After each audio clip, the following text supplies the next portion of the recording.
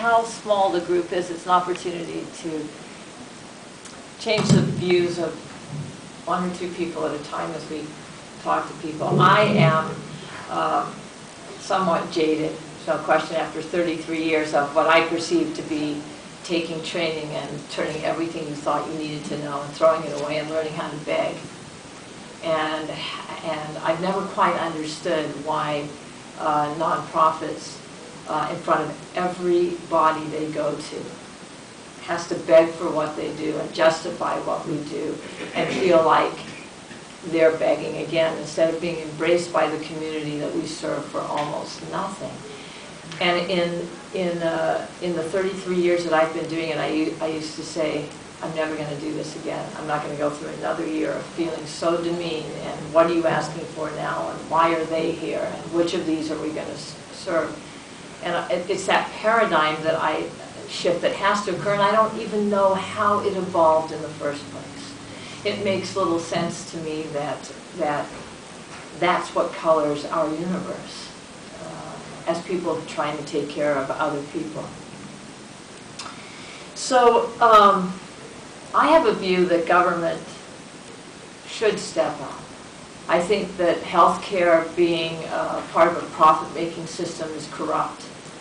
I think human services ought to be paid for by government, and I think tax dollars, if I'm giving them, I'm willing to give more, if I could say where they go. Anybody who thinks there isn't enough tax dollars is wrong. It's how we're spending them and our priorities for spending them. And even when they're spent in the right place, they're spent on the wrong thing. Because regulation and paperwork take 60% of every dollar we get. Amen. And that isn't, so when somebody says we don't have the money, no, we don't have the money to do what we continue to do. I've always said, you know, peers can regulate themselves. It's what Mother Teresa said once. They had an NPR special, a public television special, and they were saying, how do you know these people need these things they're asking for? And she said, if they come and ask, they need it. It's not the most pleasant experience in the world to go and ask for food stamps or to food boxes or to come to OnTrack. If you're there, you need to be. It's not something you do for recreation. So having said that, I think that we have to not give up the good fight, to elect the people who see it the way we do, and to teach the next generations coming behind us that complacency and giving up is not what we're about, that we have to fight to our last breath to put our money where we need it. And whether it's this country or some other country, we're all on a ball of granite, we're all related, and I don't mind giving money to other countries, but I want to give it to them for humanitarian purposes. That's my view. Not being a state employee, I can say all that. That's why I've never become a government employee. I wouldn't last 2 minutes. They wouldn't let you. They wouldn't let, I wouldn't pass the muster. I know that's true. So, there are, what OnTrack does is deal with perhaps the most stigmatized and marginalized group of people you ever want to meet. We know that substance abuse crosses all socioeconomic stations. But it isn't the substance abuse that turns people off. It's the poverty, as my colleagues have talked about. It isn't, if you look at child welfare rolls, they are not cross-sectional. They're poor. It's because what captures the attention of the system is the blight and poverty, the dirty noses and the shoes, and living in cars in inadequate situations. And Betty Ford Foundation wasn't created to handle poor people. It was treating addictions with people who could pay $30,000 a month. But when we ask people, what do you think of addictions? The chronic street drunk comes up. That's what your mind conjures. The addicts that we deal with are often newborns going through withdrawal and are the growing of the next generation of parents who are going to raise drug-affected babies because we don't have the resources to deal with these families adequately. I've said all along, you know, that if I were in the shoes for one night of some of the families we deal with, I would be a shaking ball of protoplasm at the back of the room wondering what I was going to do. I would not have the guts to face what they have to face. And yet, I can't create an empathic view of them by our community. It's the hardest thing we do. I mean, eventually, when people see the children, they soften. The minute they see the mothers, they harden. And I've said all along, it's been my professional goal to determine where on that continuum that empathy turns to hatred. Is it when that 12-year-old gives birth? Does she, giving birth, now become one of those disdained adults? Or does she remain a child that we have empathy for? Because I'm going to tell you, whether they're 40 or 50, they are those children a few years ago. And they've had the experiences that create the replaying of the same scenario over and over again, because nobody's invested in teaching them differently. And you cannot give your children what you have not had in your own environments. You can't do it. So for me, as long as we go to the punishment side and we stop people from coming forward and asking for help, they are not going to until the system requires they get. And so the majority of people we serve are those for whom the government, the systems, the court requires them to get help because they're afraid to step forward before that. Now, my view of the federal government is, first of all, let me say that the benefit to being the bottom of the food chain is that when these huge cuts come around, I don't worry too much. Because they've taken all they can take.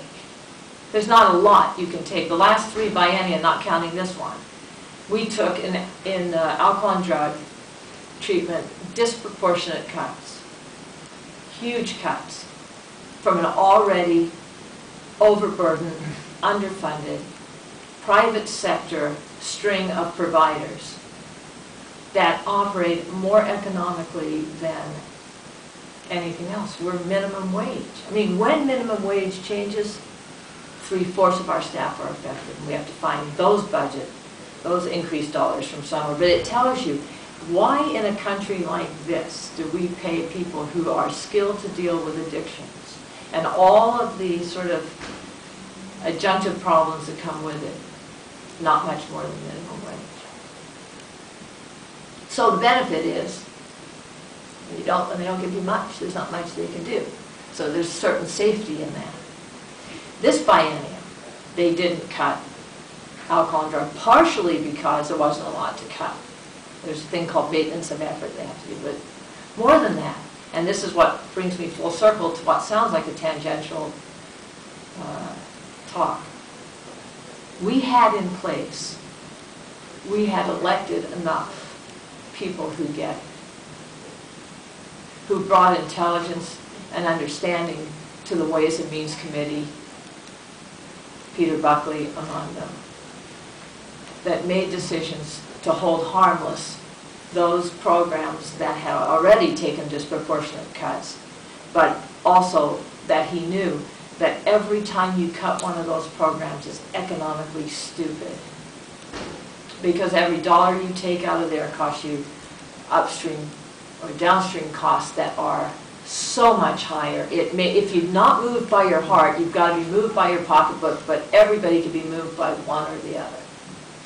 And I watched people discuss this for the first time. I've been sitting up there at legislative session after legislative session, and an enlightened view came over to the Oregon legislature last year because we had some really good people in the right spots.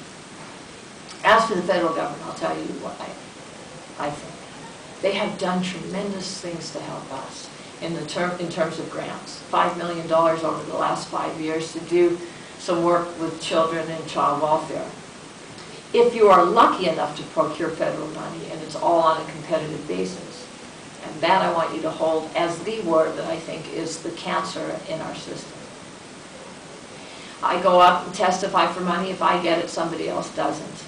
Why is that the way it is?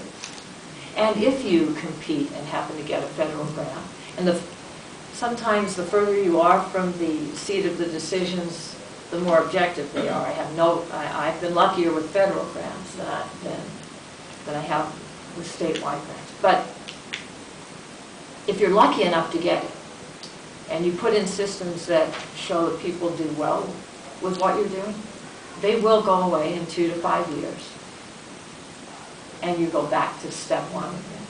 So two things are wrong with in that system. One is, why should they be competitive? Why should you choose between formula, prenatal care, or substance abuse, or food, or trauma treatment, or weatherization, all those basic needs? And that's what you do.